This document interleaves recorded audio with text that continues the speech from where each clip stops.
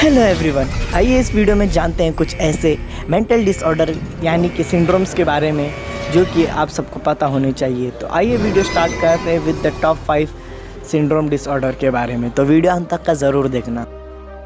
तो आइए video start करते हैं। Let's begin. नंबर 5, बोआंथ्रोफी। इस सिंड्रोम डिसऑर्डर से पीड़ित व्यक्ति खुद को एक गाय समझने लगता है और वह व्यक्ति एक गाय की तरह ही बिहेव भी करने लगता है और वैसे ही गाय की तरह 4 पैरों पे चलना, उसी की तरह घास खाना।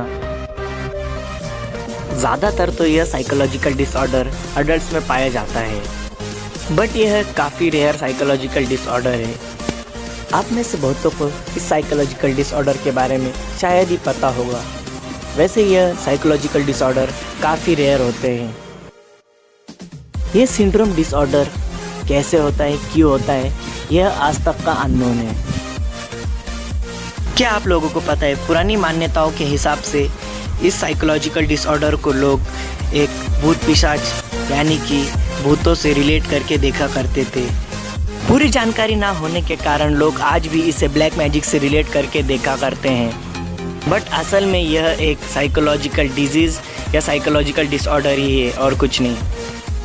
नंबर 4 पर है एलिस द वंडरलैंड सिंड्रोम।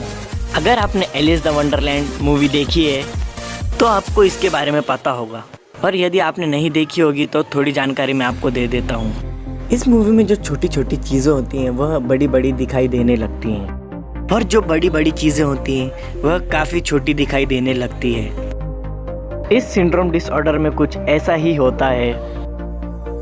इस सिंड्रोम से पीड़ित व्यक्ति खुद की एक्चुअल साइज से खुद को बड़ा या खुद को छोटा देखता है, और उससे और भी चीज़ें जो कि छोटी या तो बड़ी दिखाई पड़ती हैं।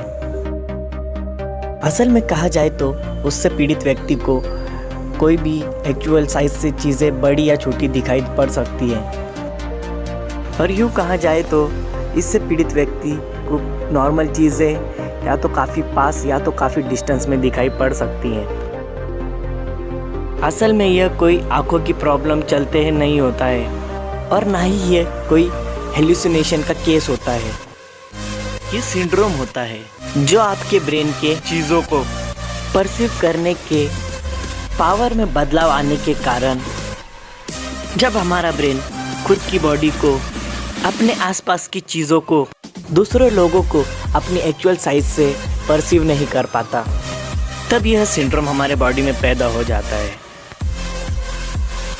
मोस्टली ये सिंड्रोम्स बच्चों और अडल्ट्स में पाया जाता है, और यह सिंड्रोम में छोटे या बड़े दिखने के अलावा और भी बहुत सारे सिम्टम्स होते हैं, जैसे कि हल्की साउंड भी बहुत तेज़ सुनाई देना, और आवाज़ गूंजती हुई भी सुनाई देती है, और सेंस ऑफ टाइम ख़त्म हो जाना, यानी कि ऐसा लगता है जैसे कि टाइम काफ़ी स्लो या काफ़ी फास्ट हो चुका है। और इस सिंड्रोम डिसऑर्डर में माइग्रेन की भी काफ़ी प्रॉब्लम देखी गई है, और यह भी काफ़ी रेयर सिंड्रोम डिसऑर्डर है। Number 3, alien hand syndrome. यह ऐसा सिंड्रोम डिसऑर्डर है जो कि काफ़ी डेंजरस और डरावना भी है, और साथ ही में यह काफ़ी दर्दनाक सिंड्रोम भी है। एलियन हैंड सिंड्रोम एक ऐसा सिंड्रोम डिसऑर्डर है जो कि काफ़ी डरावना तो है ही। इससे पीड़ित व्यक्ति के हाथ उसके कंट्रोल से बाहर हो जाते हैं, जिस कारण वह खुद पे कंट्रोल नहीं कर पाता, और उसके हाथ खुद को ही टॉर्चर या दर्द देने लगते हैं। उसके हाथ उसके कंट्रोल से बाहर हो जाते हैं, जिस कारण वह कुछ भी करने लगता है। एलियन हैंड सिंड्रोम होने के बहुत से कारण होते हैं, बट उनमें से मेन कारण होता है स्ट्रोक और ट्यूमर। इस बीमारी में ब्रेन के लेफ्ट और राइट पार्ट में सिग्नल ठीक से नहीं पहुंच पाता।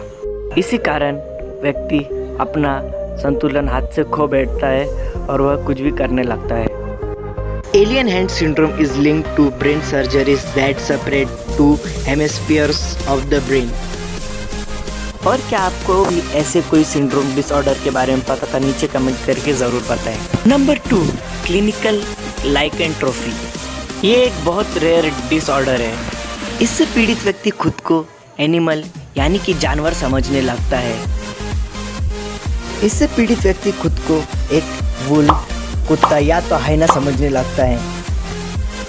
इससे पीड़ित व्यक्ति खुद को एक जानवर में तब्दील करने लगते हैं, यानी कि वह हर काम उस जानवर के हिसाब से ही करते हैं जो उनको लगता है उनके शरीर में आया है।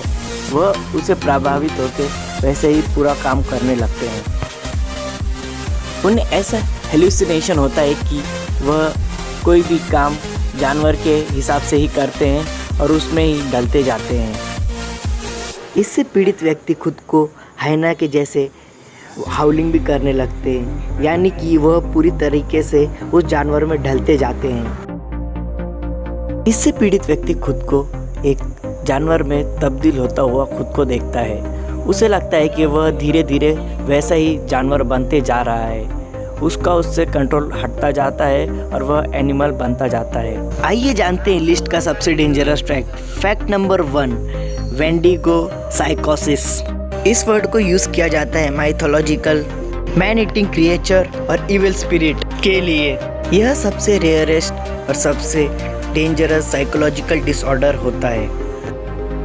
इससे पीड़ित व्यक्ति मैन फ्लैश यानी कि ह्यूमन फ्लैश का आदी हो जाता है, यानी कि इंसान का मांस खाता है, जिसे हम कैनिबल, आदमखोर, नरभक्षी या तो कुछ भी कह सकते हैं इन तीनों में से। इसी से रिलेटेड एक और साइकोलॉजिकल डिसऑर्डर है जिसे सेल्फ कैनिबलिज्म कहते हैं और जिसे लैशनियन सिंड्रोम भी कहा जाता है।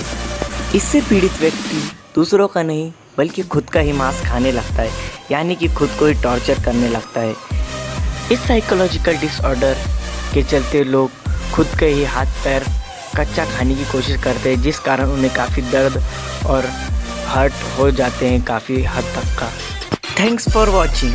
यदि वीडियो अच्छी लगी हो तो वीडियो को लाइक और कमेंट ज़रूर कर देना। यदि चैनल पर नया है तो चैनल को सब्सक्राइब भी कर लेना। मिलते हैं नेक्स्ट वीडियो में, तब तक के लिए टेक केयर।